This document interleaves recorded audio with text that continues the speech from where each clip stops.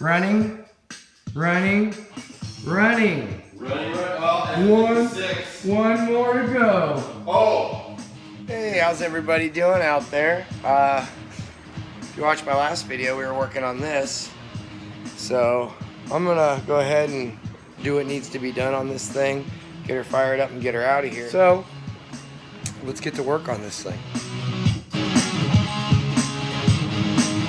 So I went and totally timed it, fired it up, everything, and realized, you know what, you're supposed to be recording this. So I got the timing set, oil's changed, we'll check the radiator fluid, but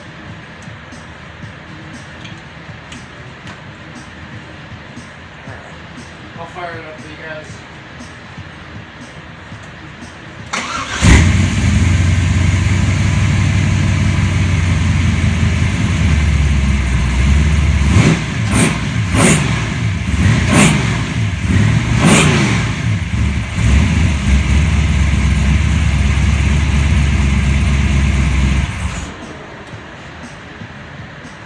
So there you have it.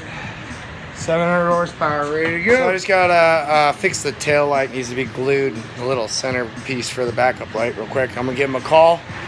I don't know if he's gonna bring the 56. If he brings it over today, I'll do a walk around for you guys, because that thing is next level hot rod for me. So hope you guys enjoyed this much so far. So we'll see how it goes. I'm gonna take a video, but we haven't arrived. Old meat.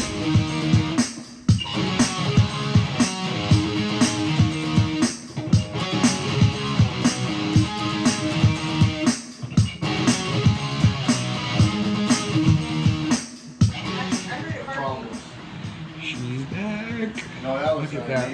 So Ryan pointed out something here. I forgot what it was. All right. I need my glasses. Yeah, there's a few.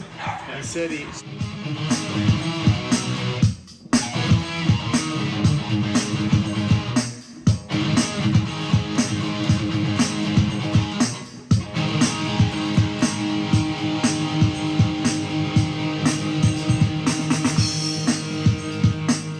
Alright, so we just gotta finish the wiring, get all the side glass in.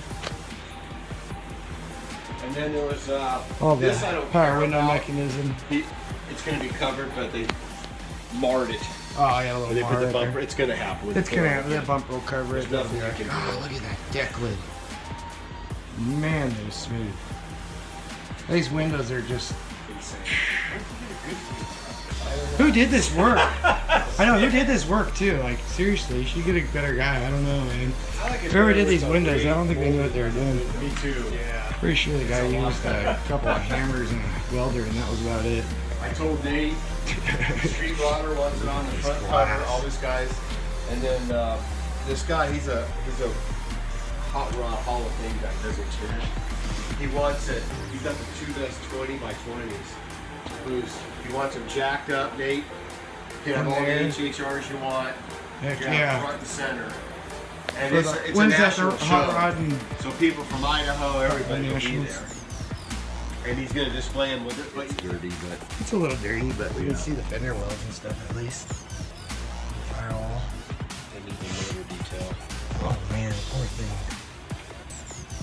Alright, it's another day. I decided not to end the video off there. I'm going to go ahead and walk you guys around this and show you some of the body mods I did to it and a few little details. Alright, so the reason why there's not a lot on this build on my channel is because this is my old phone. And everything is on it. And it needs a new battery. And I just haven't got around to do it. But I think I'm gonna have to do that now. I'm gonna have to order a battery and hopefully I can get everything off that phone. If anybody has any advice on how to get it off the phone without getting a battery, I'd be greatly appreciated. Alright, so obviously I did the glass. These are stock. This is stock glass. And I built the windshield frames front and rear. I really hope I can find pictures of. These are handmade, hand hammered. I pulled the lights back about 3/4 of an inch and instead of using the chrome bezel, we wanted to paint that all. So I made my own, and I had made a tool to make this radius and everything. I really hope I can get all that footage off the other.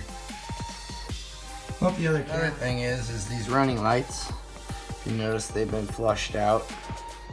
They usually stick out about an inch, 3/4 of an inch, something like that. So I reworked these whole frames basically, and we had them re-chromed. It's hard to tell that anything's been done really.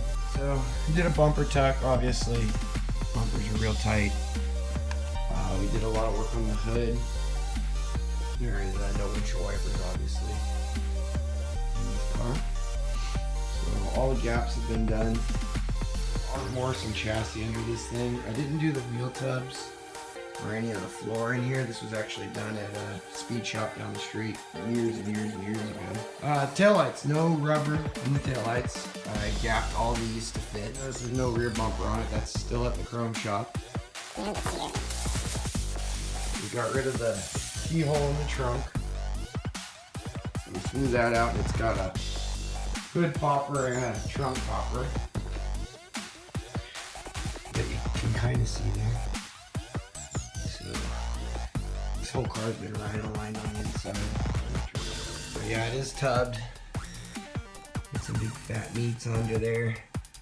4-link 9-inch 4L80 transmission.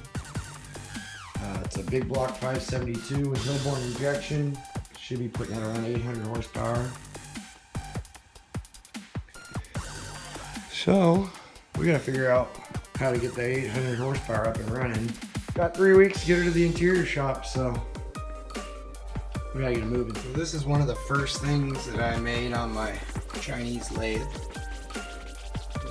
see what grabs in there, and it's got a little Teflon piston ring in there, so it keeps it nice and smooth. So I built the whole linkage for this. This is actually a 700 R4 shifter. So I built the gate to work with a 4L80E.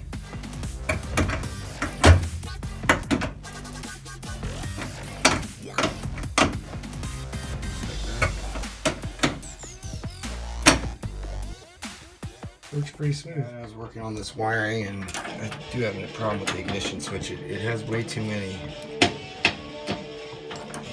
and then it wants to start. And I'm not getting anything on the dash. No ignition output, so we got something wrong with the ignition. That's probably why it's not starting. But while I was here, I figured I'd show you guys these. These are to cover up the hinge screws and everything, little plates I made.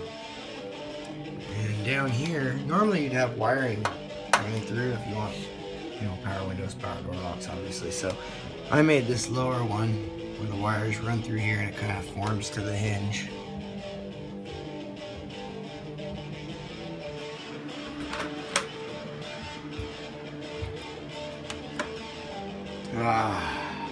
Good morning. Let's get this bad boy running today. Morning, good day, or good afternoon to you, whatever time it is when you're watching this. So, yesterday we went through it. We found that the ignition switch had an issue. One of the wires was in the wrong spot. And basically I can hear the fuel pump running. I'm pretty sure there's fuel in it.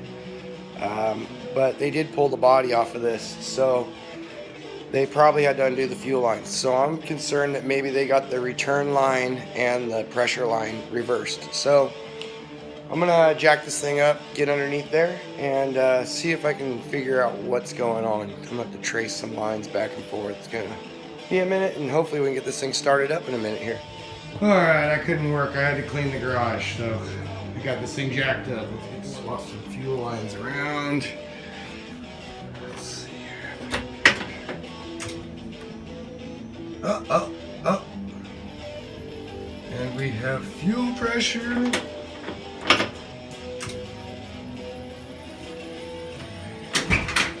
Oh yeah, there was our issue. So we're in park.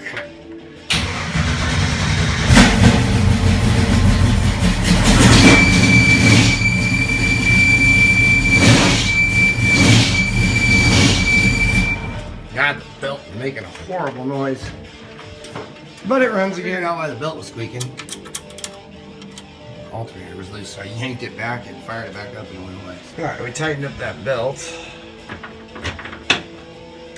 Makes a difference.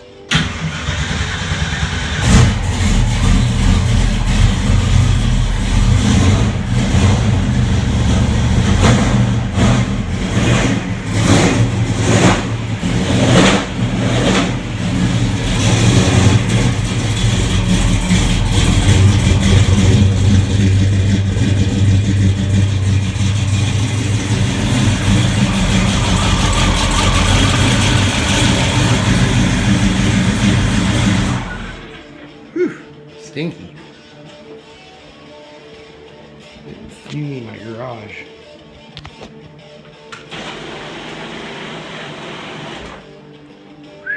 This stinks. She's running good.